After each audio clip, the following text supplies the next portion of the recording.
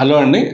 I'm doctor Bhavani Prasad Ganji, senior consultant neurosurgeon at Care hospital at ఎక్సిటీ. Cerebrovascular accident అంటే సింపుల్గా పక్షవాతం అండి. తెలుగులో మన వాడుక రెగ్యులర్ లాంగ్వేజ్లో చెప్పుకోవాలంటే అసలు అది ఎందుకు వస్తుంది? రెండు రకాలుగా ఉంటుంది. ఒకటి, బ్రెయిన్కి వెళ్ళే రక్తనాళాలు చిట్లి బ్లీడింగ్ అవుతుంది బ్రెయిన్లో, సో దానివల్ల వస్తుంది. ఇంకొకటేమో ఈ బ్రెయిన్కి వెళ్ళే రక్తనాళాల్లో అబ్స్ట్రక్షన్ అంటే క్లాట్స్ ఏర్పడడం వల్ల. సో ఈ రెండు రకాలుగా వస్తుంది. దాన్ని సెర్బ్రోవాస్కులర్ యాక్సిడెంట్ అంటాం. సో అదేంటంటే మనకి ఈ చేతికి కాళ్ళకు వచ్చే నరాల ఏరియాలోనే జనరల్గా ఇవి వస్తూ ఉంటాయి.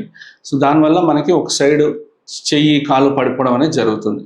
ఇంకా సివియర్గా వచ్చిందనుకోండి, బ్రెయిన్లో క్లాట్ పెద్దది ఉందనుకోండి, అప్పుడు పేషెంట్ అన్కాన్షియస్ అయిపోయి వెంటిలేటర్ మీదకి వెళ్ళే ఛాన్స్ ఉంటుంది. అప్పుడు ఏంటంటే మనం ఎమర్జెన్సీగా డీకంప్రెసివ్ క్రేనియెక్టమీ అంటే బోన్ ఫ్లాప్ తీసేసి ఆ వాపుని అకామిడేట్ చేయడానికి బోన్ ఫ్లాప్ తీసేస్తాం అన్నట్టు. ఒక్కొక్కసారి ఈ నేను చెప్పిన క్లాట్ ఫామ్ అయిందనుకోండి, patient golden hour within 4 hours 6 hours ఆ లోపు హాస్పిటల్కి వస్తే థ్రోంబలైజ్ అంటాం. ఒక ఇంజెక్షన్ ఇచ్చేసి ఆ క్లాట్ని కరిగిస్తాం అన్నట్టు.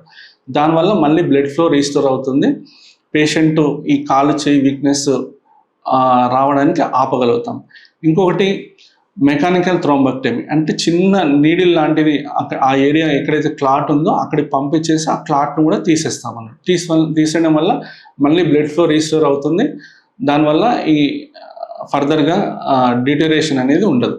ఈ థ్రోంబోలైసిస్ ప్లస్ మెకానికల్ థ్రోంబెక్టమీ అండి ఎంత ఎర్లీగా చేయిస్తే అంత రికవరీ ఫాస్ట్గా ఉంటుందండి.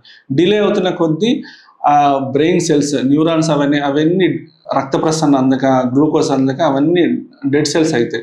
అప్పుడు చేసినా ఉపయోగం ఉండదు. సో ఎంత ఎర్లీగా మనకు పక్షవాతం వచ్చిన ట్రీట్మెంట్ నియర్ బై హాస్పిటల్కి తీసుకెళ్ళి ట్రీట్మెంట్ స్టార్ట్ చేస్తే అంత రికవరీ ఫాస్ట్గా ఉంటుంది. మీరు తీసుకునే అదే మందులు, అదే నాణ్యమైన మందులు, కానీ సగం ధరకే. అవును, మెడ్ ప్లస్ బ్రాండ్స్ పై 50 to 80% తగ్గింపు.